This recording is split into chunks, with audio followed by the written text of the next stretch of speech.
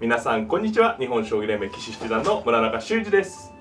今回はですね、将棋を指しました対局の解説編をお届けいたします。戦型はね、相穴熊という、ちょっとね、スペシャリストもいるような独特な感覚がね必要な戦型になったんですけれども、こちらの方、この大盤を使ってゆっくりね解説していきたいと思いますので、ぜひぜひ最後までごゆっくりお楽しみください。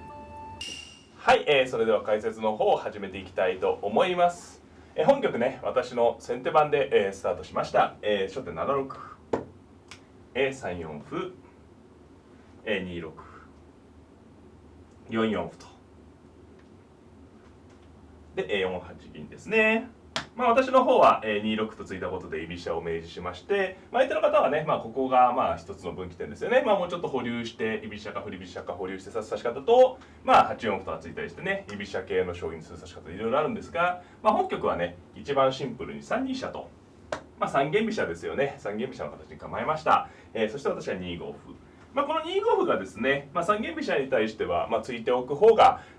結構おすすめといったところで、なぜかと言いますと、6八玉とね、こう囲いを優先する手もあるんですが、三間飛車の場合はね、これ3五歩と突いて、2五歩に、3四飛車と。飛車でこうね、角の頭を防ぐ、いわゆる石田流の形ですよね。に組まれる含みがありますね。ですので、これがね、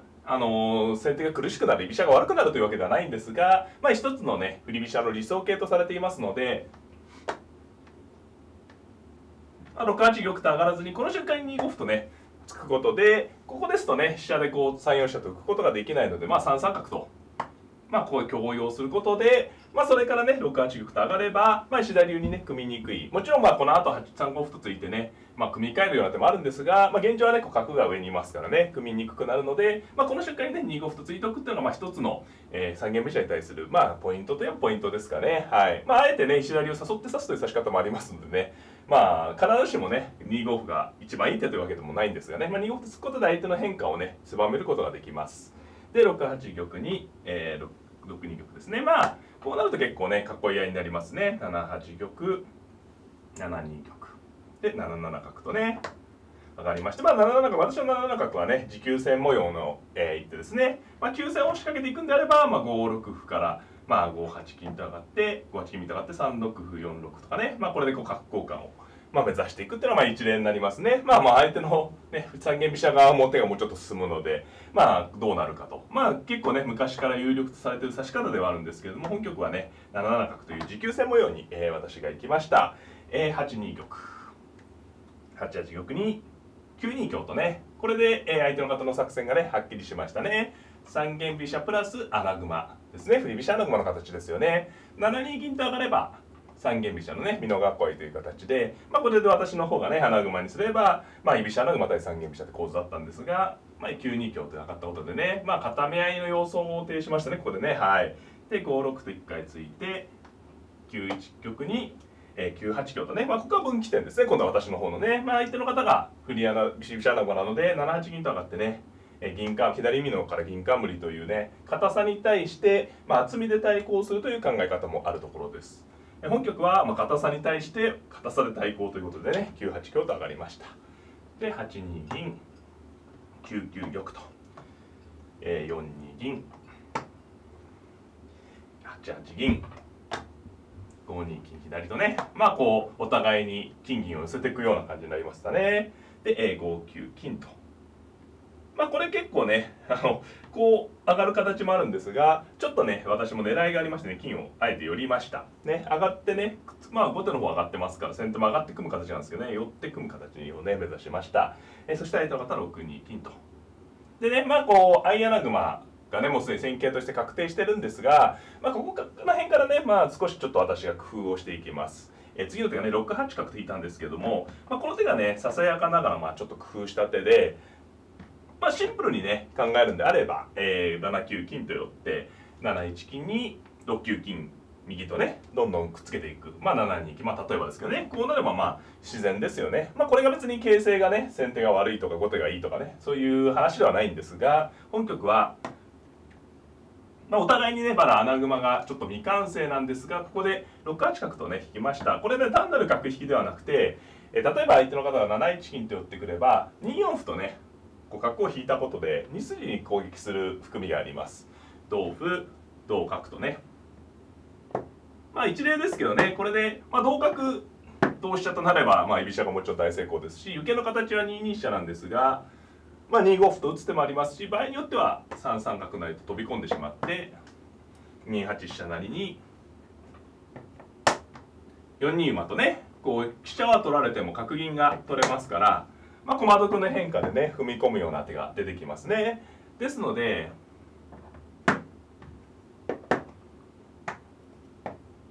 まあ相手の方もねこのまだ飛車とね銀この辺の形が完全な、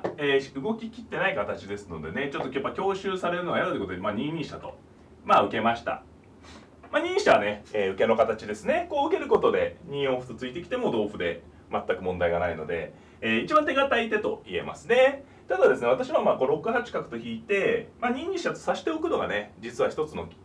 なんていうんですかね、この後の構想のポイントでして、まあ、こうやっておいてから、まあ、実戦は5七銀とね再び、駒組みに戻ります。で7一金、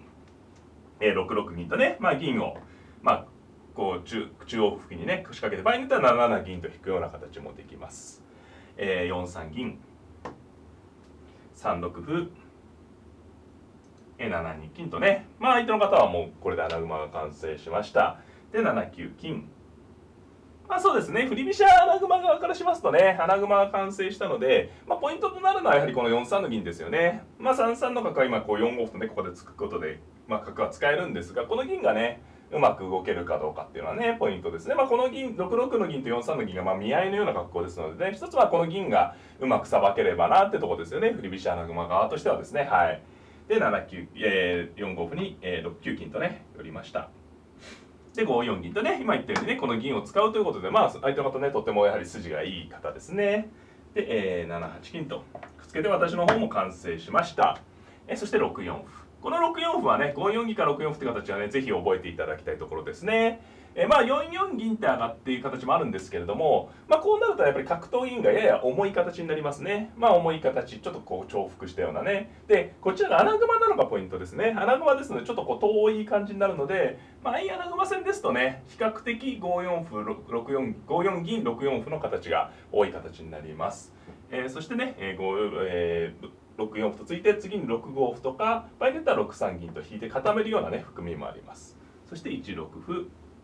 1四歩とね、で駒組みがまあこう頂点に達したわけなんですけど、ここでね私の方がね工夫した、ところが出ます。ここでね3五歩と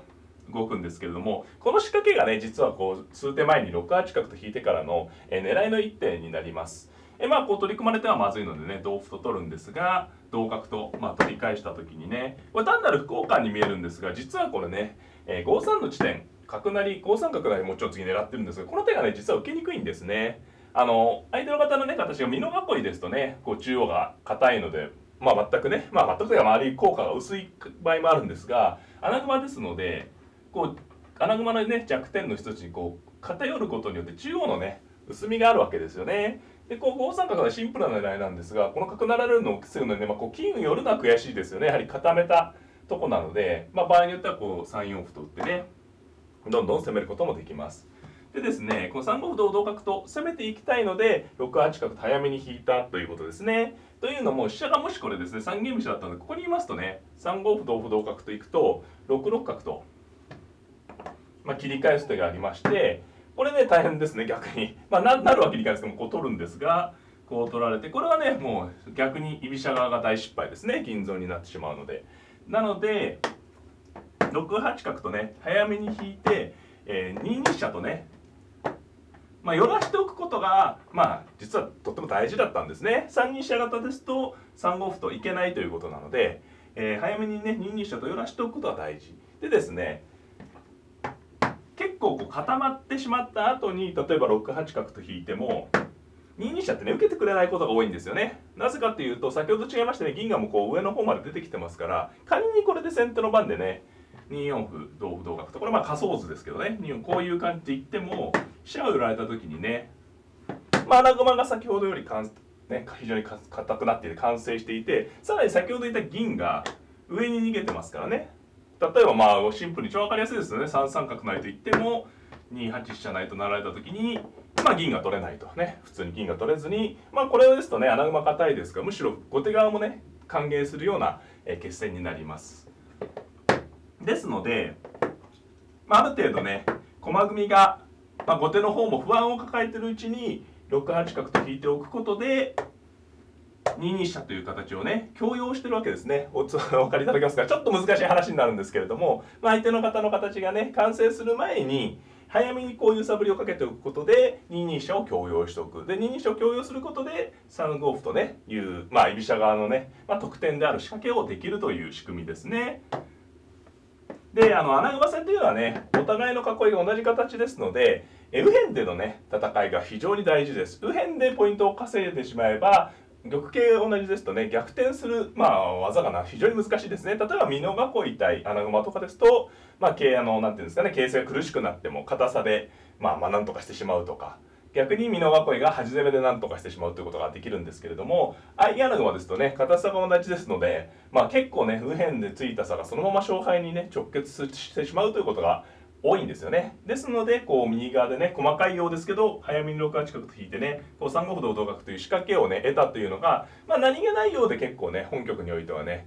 一つのポイントになりました。はい。でまあ3五同角もちろんでもまあねこれ勝敗がここでまあなんていうんですかね先手8とわけじゃないんで先がものすごい長いんですけれども、まあ、これでね相手の方4二角と、でもこの4二角はね非常にいい手でしたね。5三角成がと3四歩2つ狙いがあるんですよね私の方はね。だから理想はこう受けさせて角取りに打ってこう出るっていうのがねリズムがいいんですけれども、相手の方は、ね、4二角と引くことで3四歩を先受けしたんですよね。これは素晴らしい手でしたね。ちょっと形が歪むんでやりにくい手なんですけれどもね。で私はこう4四角と追い打ちをかけたんですが、3二飛車というのがね振り飛車らしいテクニックでしたね。これでですね3九飛車成があるので、まあ、香を取ると3九飛車成で、まあ後手の方にも主張があるので私の方はこうね3七歩と受けたんですが、こう受けさせてね一転して1二飛車と辛抱するっていうのが、まあ、なかなかね、難しい手順なんですけれども振り飛車らしい、テクニックでしたね。まあこう悔しいようですけど先手にもねこう3七歩という悔しい手を指さしているので、まあ、辛抱しがいがあるという考え方ですね。はい。で私は3六、まあこれはちょっとね相手の方がうまくまとめられたんで、まあ、この攻めの組み立て直しですね。はい。で4三銀、ただまあ私の方もねこう1回攻め足は止まったんですが、まあ、やはりねこう角がすごくいいところにいるんでねこの4三銀っていうのは角を追いに行ったわけですね。で3五角で3四銀6八角とで5四歩とね、まあ、相手の方はね少しずつ形をまあほぐしてね、まあ、立て直そうということですね。で3七桂と右の桂を使いました。そして3二飛車、まあここまで来ると相手の方もね形がまとまってきました。ただしね、最初の方に言ったように振り飛車穴熊はこの銀がねポイントですので、ややこうちょっとそっぽにいったような形になっているので、そこが私も狙い目ですね。で4六歩とつけました。で同歩同角と、まあやはり歩がないとね細かい攻めができないので一歩手持ちにしました。そして、3三角、まあこの3三角がねただどうでしたかね。まあ非常に難しいとこでね、まあ部分的には形なんですけれども、本譜2四歩同歩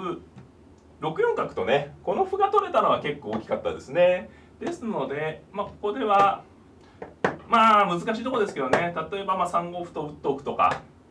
まあ少しね、まあちょっとこの不安を抱える形、まあこの辺の傷もあるんでね不安はあるんですけど、こういったのが良かったかもしれないです。まあ、実際は3三角だったんですが2四歩同歩とね突き捨てを一発入れてから6四角とねこちら側に転戦する手が、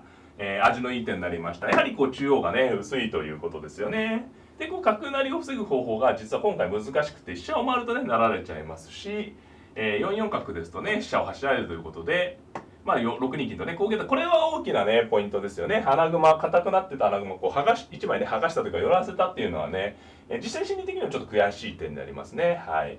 そして、4四歩と正していきました。まあここはね私の方もねまあリズムはいいですけれども乱暴するわけにもねなかなかいかない、こう少しずつポイントを稼ぐと。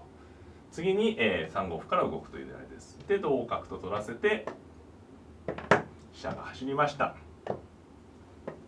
そして2三歩に2九飛車と、はい。で、6三歩と角を追ったんですが8六角と引きまして、6四六とねこうと金作りを目指しましたね。まあやはりと金は大きいのでね4九飛車と回ると、ま先手のね優勢というか先手を指しやすい感じがはっきりしてきましたね。やはり大駒が私の方が自由で、この飛車もね角に睨まれてますから。で相手の方ここでね5三角という勝負で、まあここはね2六角と出ても4六飛車と走られてね、4五歩ならばまた4七飛車という感じでちょっとじりじりとね差が広がってしまうので、5三角は勝負手ですね。で同角成同金とね、ただこう金が離れてしまうんですが、まあ、角を手にしてねなんとかこうあやをつけようってことだったんですよね。ただしは4六飛車と出まして4四歩、まあ、相手の方が角を手にしたことで次2八角を狙ってるんですね。ですので4八飛車と引きました。で4三銀と3六飛車を狙ったんですが、ここでね2八飛車が気持ちのいい手ですね。飛車が走れば飛車を成って、もう駒ね玉の硬さに差がついてますので、さばき合いは私が優勢ということですね。そして2四角とね、まあなので粘り強い手ですよね。こう金を切る手を見ながら3六飛車を目指しました。で私は3五角と1回合わせまして、同角同歩また2四角とね、まあ粘り強く、まあ走るとなられてね苦しいので、で私はここでね決めに行きまして4一角と、まあこの角打ちがね狙いの一手でして、3五飛車ですとね2三角成が、まあ、ぴったりですね。桂を取れば飛車が取れ、角が取れるということでね。ですので4一角に、まあ、2二飛車とね辛抱したんですが、ここでバッサリね飛車を切ってしまって同歩に、まあ、3一角でね、まあこれでちょっとね技が決まった格好ですかね。まあ、飛車金両取りですので、まあ、5二飛車と受けたんですが、同角成同金2二飛車とね打ちまして、これが先ほどね最初の方に言った相穴熊で右辺で差がついたパターンですね。右辺で差がついたことで、硬さがね、まあ、特に今回私の方が硬いですしね、結構相がつきにくい、飛車角を先着してるのが大きいですね。まあ、本局はこの、2二飛車に対して、ごめんなさい、2二飛車に対して3九飛車とね攻め合ったんですが、2一飛車成と桂馬を取りまして、まあ4六角とね相手の方はね、まあ、この飛車角2発打つのはねすごく相手の方強い、まあ、急所を狙ってるんですが、まあ、1一竜と、まあ、桂香をね先に取るのがやはりポイントが高いですね。で、1九飛車成と、まあ、相手の方も香を取ったんですが、この香をね取った瞬間にまだ私の方が手番なので8六香とね急所に先着できるのは非常に大きいです。これ相手の方が先に打てるとね竜と角と連携してすごい厳しいんですが、私の手番だったのでね先に打ててね、これでねやはり一手が大きいってことですよね。で7四歩というのはこう7五桂を打つ角をね利かしてすごく粘り強い手だったんですが、2二角成となりまして、これがね8三香成を狙ってるんですが、なかなか受けは難しいですね。取った香を受けるとまた3三馬という感じで攻められてしまうので、相手の方はここでね3七角成と、まあ、ちょっとね勝負に来たんですがね、まあ、ここでようやく桂ですからね、私の方がこう6三香成となって明らかにね攻めが早いのを分かっていただけると思います。ここで8五香と、まあでもただ相手の方もね切り違いというかね、やはりここに香車を打つのがね穴熊攻略のポイントなんですが、ここで5五歩とね、まあ、じっと馬を止めておきます。そしてね8九五桂、まあかなり私の方もね怖い形なんですが、ここでね8四桂が最後の決め手となりました。これね銀を取りたくなるんですけど、銀を取ってしまうと同金で結構攻めにくくなります。8四桂と打つのが穴熊攻略のね急所でして、9二成香、9二桂成を受けるにはこう香成香を取るしかないんですが、7一竜と金を取ったところで、投了となりました。これね以下8二金までの、まあ、馬道が止まっているので、ね、8二金までの詰めろなんですが、それを防ぐとしたらねこう8二に香を打つしかないんですよね。8二香には7二金と数の攻めをすれば、8一金と、まあ、8二金両方受けることができない、まあ、同銀と取っても同桂成までですね。で私の方の、ね、形は穴熊ですので、一旦ね8七桂不成が王手にはなるんですが、まあ、同金と取っておけば王手が続かない形ですので、受けがなくて、攻めもないということで投了になりました。いかがだったでしょうか。今回はですね将棋をで指しました対局の解説編をお届けいたしました。戦型はね相穴熊ということでね、結構ね相穴熊というと豪快な将棋なんていうんですかね、大駒をバサバサ切ったりね、まあ、終盤の大逆転っていうのも、まあ、結構、まあ、相穴熊のね魅力の一つでもあるんですけれども、まあ、実はですね玉形が同じことによって逆転も起こりにくい側面があったりします。細かく右辺でね、まあ、細かく玉の囲いで反対方向でポイントを稼ぐことが、まあ、意外と勝敗にね直結してくるよというあたりはねお伝えできたんではないかなと思っております。この動画が良かったなという方はグッドボタンを、チャンネル登録の方もぜひぜひよろしくお願いいたします。それではまた、さようなら。